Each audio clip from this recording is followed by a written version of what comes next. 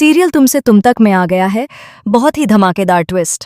जी हाँ, आप आने वाले एपिसोड में देखने वाले हैं कि यहाँ पर मीरा रघुपति को फोन करके साफ साफ कह देती है कि आर पांटे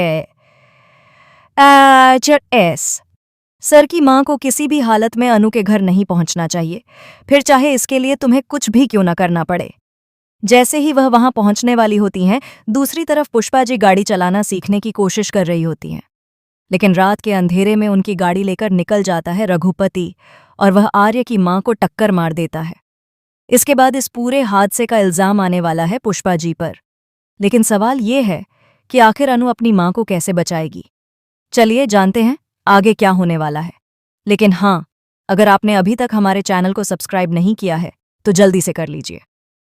एपिसोड में आप देखेंगे कि मीरा एक बार फिर अनु के खिलाफ नया प्लान बना लेती है, उसे मोहल्ले में बेइज्जत करने के लिए। उधर अनु उस जगह से निकल जाती है जहां पार्टी हो रही होती है। घर पहुंचकर वह बताती है कि सब कुछ बहुत अच्छा रहा और उसकी काफी तारीफ भी हुई। इसके बाद उसके मम्मी पापा पूछते हैं कि वह कैसी दिखती है। तब अनु बताती है कि हम उनसे पहले भी मिल चुके हैं जीवदानी मंदिर में। वही लेडी थीं जिनके पैर मैं छू रही थी और जिन्होंने गले लगाया था। तब उसके माता पिता बताते हैं कि हाँ, हमें भी वही लेडी मंदिर में मिली थीं जिन्होंने ये साड़ी दी थी। इसके बाद अनु उस साड़ी को देखकर बहुत ज्यादा खुश हो जाती है। जी हाँ, राजनंदिनी साड़ी। अनु ये सोच ही रही होती है कि दूसरी तरफ मीरा परेशान हो जाती है और सोचती है कि मैंने इतना सब कुछ किया, लेकिन फिर भी अनु और आर्य के बीच गलतफहमी पैदा नहीं कर पाई। लेकिन कोई नहीं, शुरुआत तो हो ही गई है। दूसरी ओर आर्य भी काफी परेशान रहता है। उसकी माँ उससे पूछती हैं कि क्या कोई दिक्कत है, लेकिन वह कुछ नहीं बताता।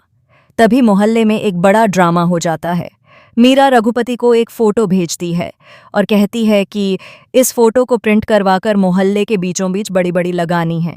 इसके बाद रघुपति वह फोटो लगाकर अनु के बारे में उल्टा सीधा बोलने लगता है और कहता है कि ये कितनी कैरेक्टरलेस लड़की है, देखो कैसे कपड़े पहने हैं। तभी पुष्पा जी अपनी बेटी का पूरा सपोर्ट करती हैं और कहती हैं कि क्यों मेरी बेटी अच्छे कपड़े नहीं पहन सकती।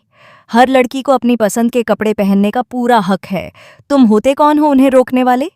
इसके बाद मोहल्ले वाले रघुपति का मुंह बंद कर देते हैं और सब वहां से चले जाते हैं। इसके बाद अनु के मम्मी पापा उससे कहते हैं कि उसे ऐसी बातें छुपानी नहीं चाहिए, अगर वह हमें बता देती तो भी हमें कोई दिक्कत नहीं होती। तब अनु कहती है कि आज के बाद वह कुछ भी नहीं छुपाएगी। दूसरी तरफ आर्य परेशान होता है तो उसकी माँ उसे समझाती हैं और कहती हैं कि उसे अपने तरीके के कपड़े पहनने का पूरा हक है।